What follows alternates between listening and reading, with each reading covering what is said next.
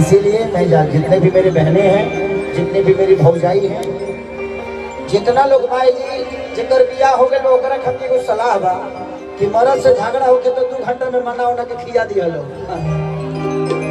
अगर तो यहाँ 4 दिन भइल के बुझ लगे तहर पता कटले में तू तुरंत नैहर जेबू ना तो घरे जेबू। ऐसे अपन होशियारे से ऐसा ना मोबाइल चल बजे गूगल से कुछ लोड हो जाता है, लोग गूगल पर सब गूगल ढूंढ लेता और ये कह दिया 1 2 3 4।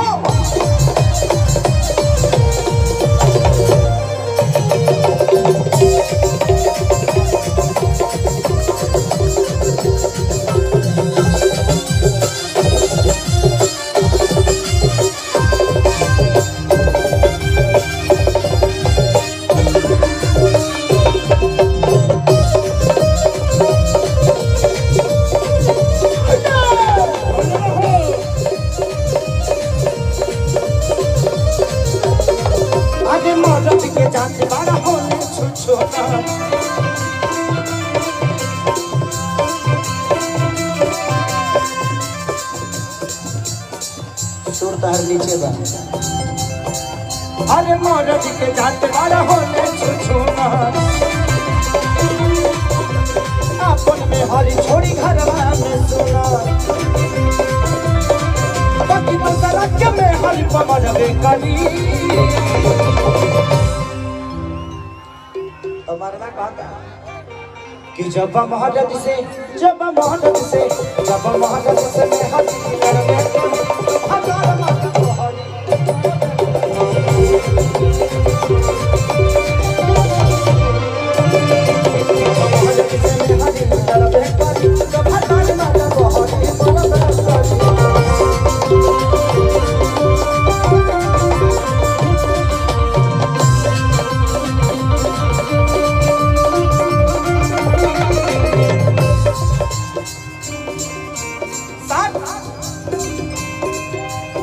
मन पर छोड़ दी पढ़ाई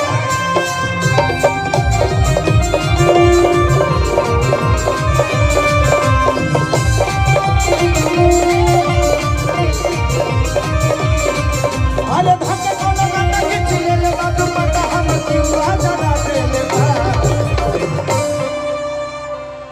मामा की तोरे अखिया के कजरा है जा झगड़ा करा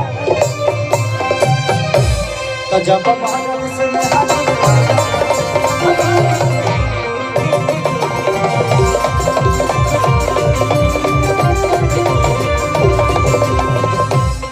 औरत ये कह दिया कि दीने में काम और रात में आराम और बत्ता पालो का तुम्हारे मर्दा कहता कि कहाँ से आई खाए के मलाई अजब रानी ड्यूटी ना कर। जवाब दोनों के ठीके बा। मौगी कहते कि दिन में काम करत रह रात में आराम करत रह तो हमार जीव काहे न जरी। तो मर्दा कहते कि हम कमाए ना तो घर जगह न चली कि दिन में काम रात में आराम करबो तो बोला तुम्हारे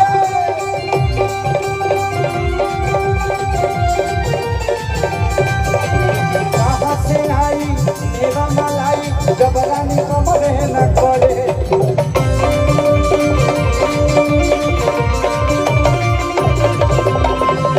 तो ऐसन बतिया सका है न झरबे करती तो जब महाराज से मैं हाथ करबे करी तो भतार मजा बहरी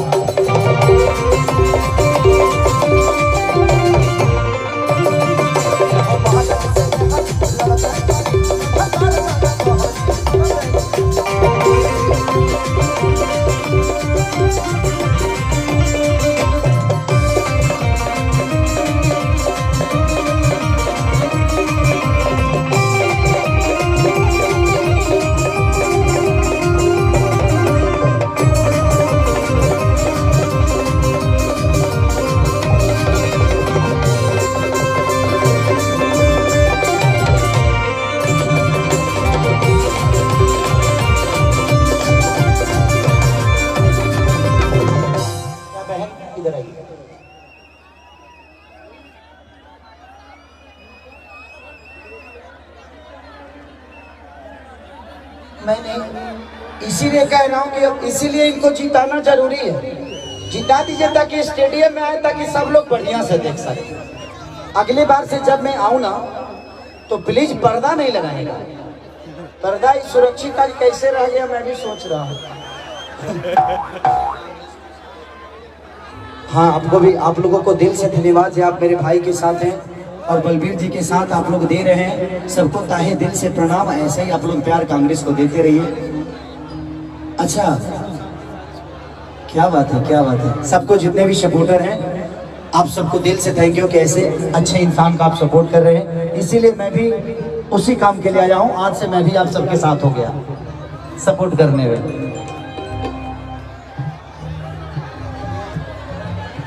की बात खेसारी नमारी नभारी बहुत दुपियावा बेदरदी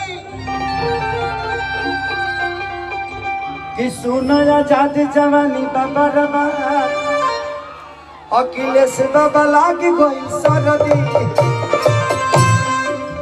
कि सुनो खेसारी नमारी नभारी सुनो कृष्णा बेदरदी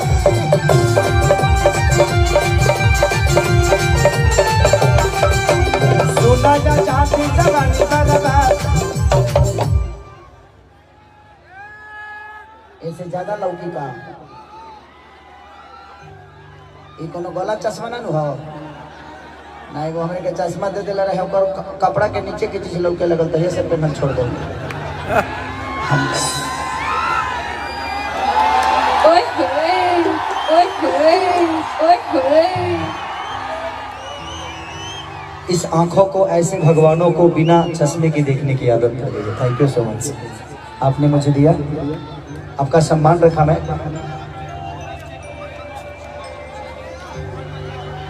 दो लड़के गुम हो गए तो उसके मामे कितने बच्चे छोटे थे, शिवम और शुभम। शिवम और शुभम बाबू अगर कहीं भी हो तो तुम लोग कितने घंटे से गायब हो भाई? गार्जियन कहाँ है? पोस्टर लगा के फिल्म रिलीज करके छोड़ दिया है। चिंता मत करिए, वो लोग आ जाएंगे। ये दोनों होशियार है ना तो मम्मी पापा को अकेला नहीं छोड़ता होगा, तो लोग भिड़वा में टेल के निकल गया होगा अपने काम धाम में। हाँ, दो गो लड़का हो गया है तो एगो बेटी पैदा करना जरूरी है ना। तो अपना काम धंधा में लगे होंगे। लाओ कुछ तुम लोग चले जाना, पापा मम्मी का काम फरिया गया होगा अब तक।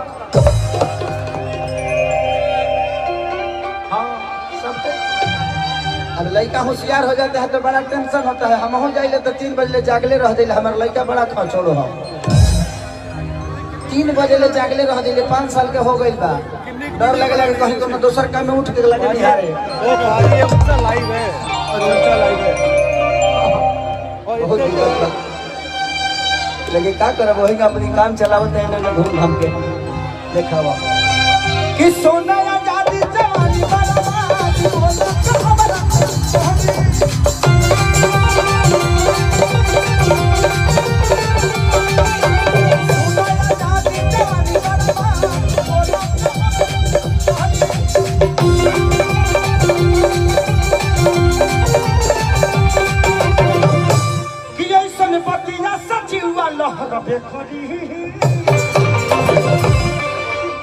जब महारत से जब महारत से जब महारत से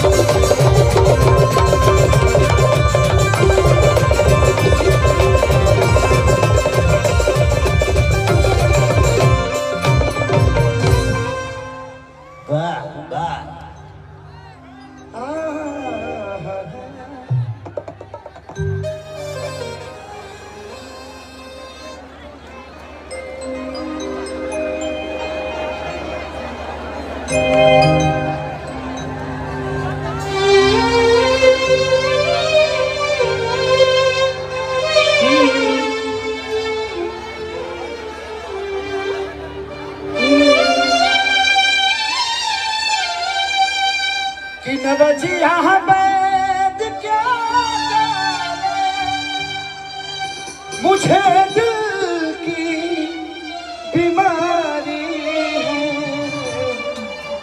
मुझे दिल की बीमारी है, मुझे दिल इसी तरह एक हमारा बहुत पुराना गाना हमारा एगो हीरोइन रहली मेहंदी लगा के रखना में,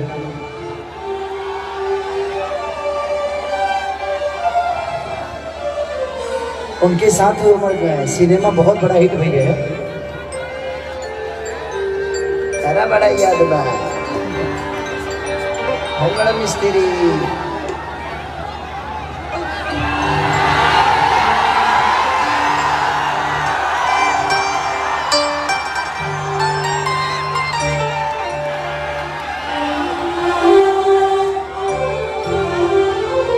कि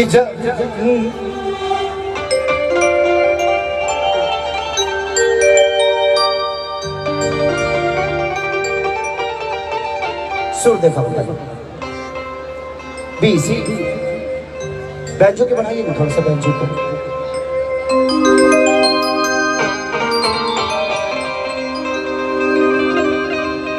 आवाज नहीं क्या होता बैंजो के, बैंजो का आवाज नहीं आ रहा।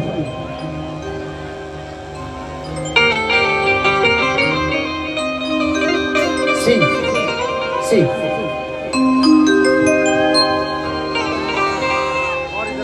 कि जहन गईनी ये गोजा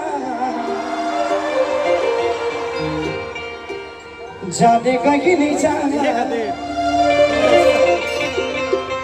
कि प्यार नहीं खेले लिखो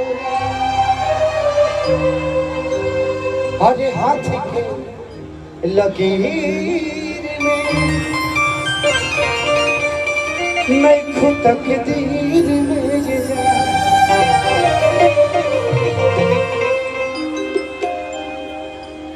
ये गाना जब हम गाई ले अपने जीवन में ना हमारे लगे शकल रहे, ना सूरत रहे, ना बॉडी रहे, ना गायकी रहे और ना पैसा रहे, ना कोनो अप्रोच, लेकिन रिवॉल्व के साथ इतना ज्यादा खेसरिया के मिलल कि आज सब कुछ खेसरिया के लगे बा। हम 24 घंटा मेहनत भी करी ले रिवॉल्व के आवे खातिर, रिवॉल्व के मिले खातिर, तो हम इतना ऊर्जा लेके मेरा चाहता नहीं कि बहुत दिन बाद ऐसा हमारा संगे भइल बा जे इतना शांति से कार्यक्रम हम कर चुकल बानी। हो ये नहीं कि यूपी बिहार में तो हमारे गोल कठिन बा, अब 5-5 लाख 6-6 लाख लोग हो जाता है, व्यवस्था हटी चुकी रहता है। जगह तो सीमित बड़े ज्यादा से ज्यादा हो जाता है, 1 लाख लोग हो ही ना हो, हाँ 1 लाख के आसपास लोग हो या 50-70-80 हजार। हम अभी नेपाल में गए थे, मेरी 4 स्कॉर्पियो को आग लगा दिया वहाँ की जनता ने, लेकिन उस जनता की दोष नहीं थी। करीब 11 से 12 करोड़ का उन लोगों ने टिकट काटा था मेरे नाम पे, और कोरोना काल में मुझे जाने नहीं दिया गया, स्टेज पे मैं जा ही नहीं पाया। लोगों की मोहब्बत थी कि मोहब्बत में गाड़ी जलाते हैं लोग। सर एक चीज तो है आपकी मोहब्बत में, एक चीज तो मैंने महसूस किया है, अगर हमारा छुड़ियों लग जाए ना, अगर हमारा छुड़ी मार दी के हो तो 4 गो यहाँ से सर 2 मिनट में मर जाइएगा, सेल्फिया दे के मुझे ये न दे के सरिया के अस्पताल ले जाए तो 2 मिनट में मुँह वाला बड़ा दे दो ना, तो बाद में मिली ना तरह के जरा दी हंसो। तो कभी कभी होता है आपकी मोहब्बत है जी, मेरी जान भी चली जाए उसमें भी आपकी मोहब्बत में वो मजा है। और एक बहुत बड़ा गाना मेरा इधर हिट है, टीम कंपनी का हुआ था,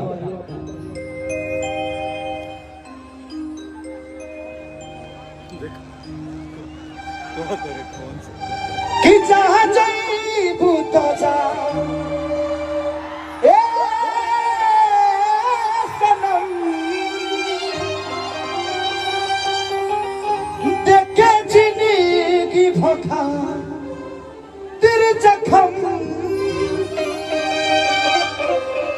कि जनी सोचो हमारा बारे तो हर खातिर हमारा मोइल ना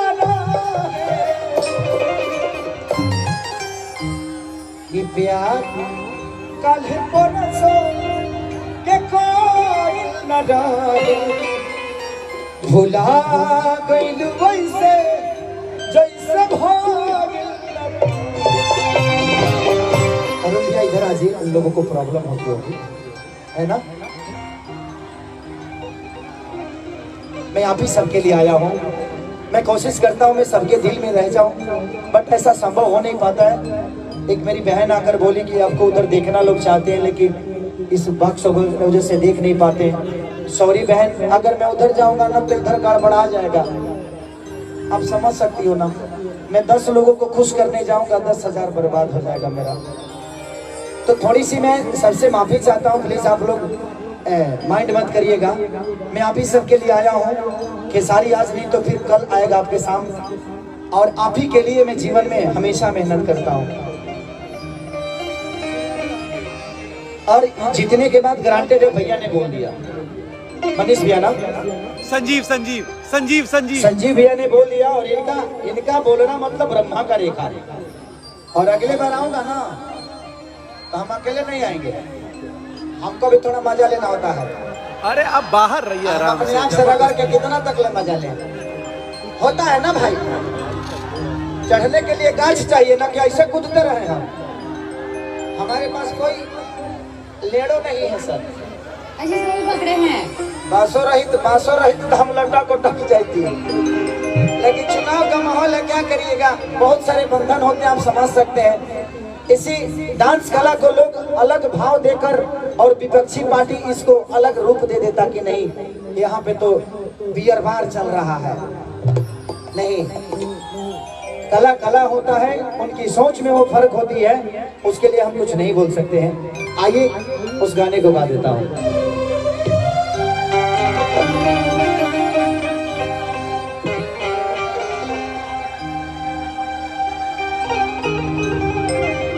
कि दिल से दुआ बा तू आबाद रहा ये जाना,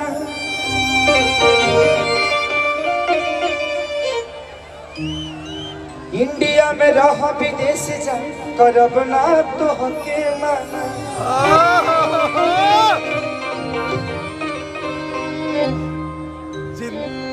कमी का रहे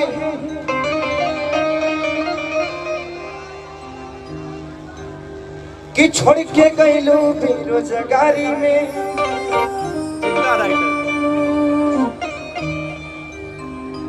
कि कपिलवा पर गईले बारे खेसारी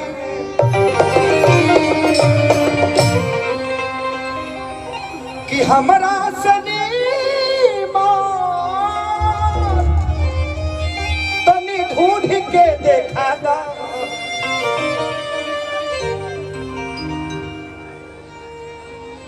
ए हो जाने को लोटा पानी ए दीवाना के पिया,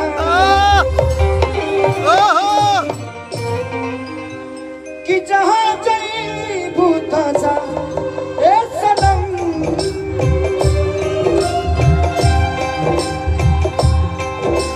एक बार मैं चाहता हूँ कि सब लोग अपने मोबाइल का प्ले चला दें इस गाने के लिए। ये मैं किसी की यादों में गा रहा हूँ।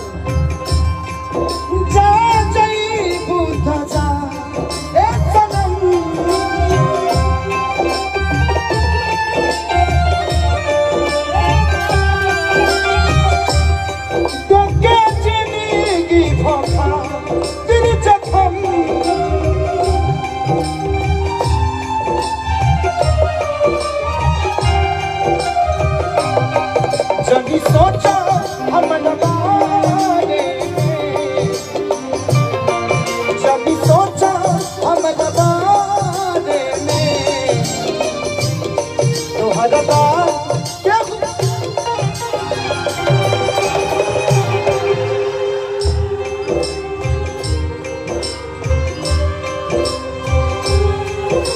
ये प्यार का बरस के कोई लगा भुला गई वैसे जैसे भाग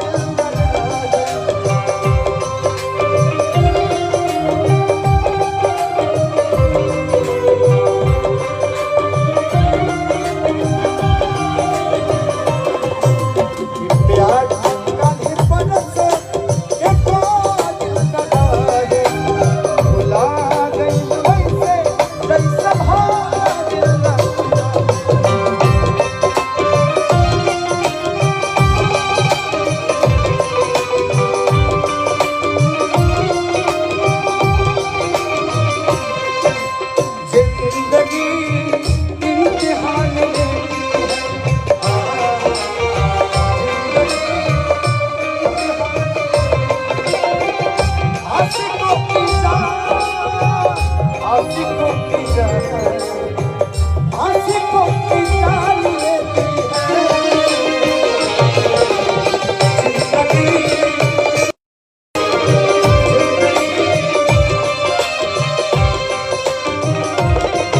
ये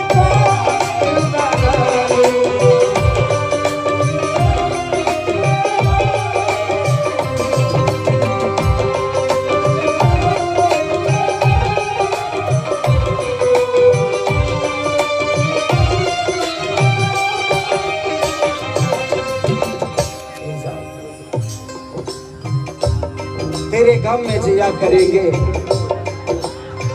तेरे गम में जिया करेंगे, अगर गम कम नहीं होगा तो पिया करेंगे। लेकिन याद रखना, हम मर जाने के बाद भी यमराज के मोबाइल से तेरे मोबाइल पे मैसेज लिया करेंगे। गंगा के पानी जैसा प्यारा ये पपीता,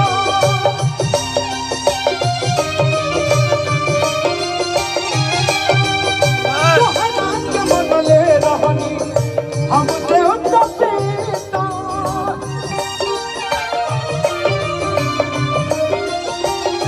ओ गंगा के पानी जैसा प्यारा ये पपीता, तोहरा के मन में रहनी हम देवता पिता।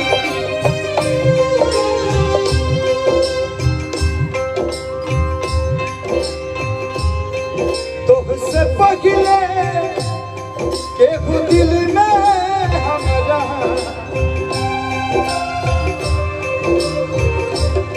तुझसे पगले के दिल में हमरा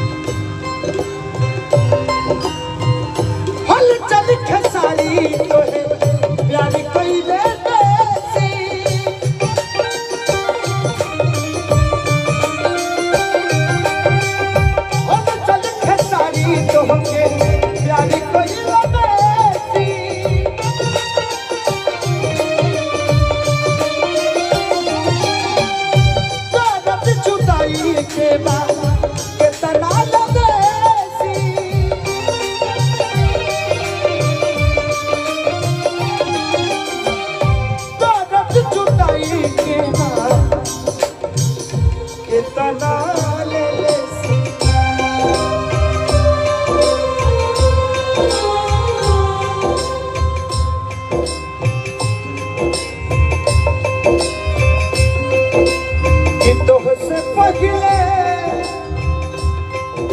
केहू दिल में हमरा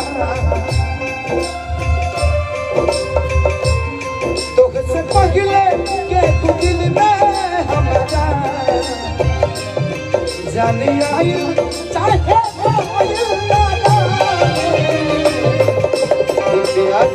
काल्हे पलक के कोयल न डाले भुला वैसे जैसे भागिल न डाले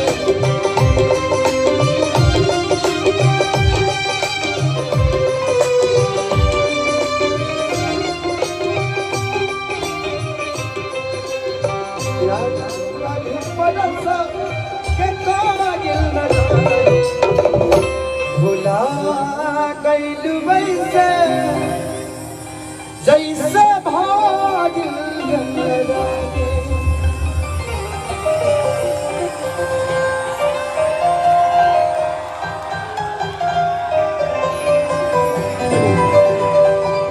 कहा गया है कि जिंदगी कभी हंसाती है तो कभी रुलाती है। ये जिंदगी कभी हंसाती है तो कभी रुलाती है। जिंदगी में हर पल जो खुश रहते हैं जिंदगी गले लगाती है। एक बार मैं चाहूंगा अपना आशीर्वाद, प्यार और दुलार लेकर के एक बार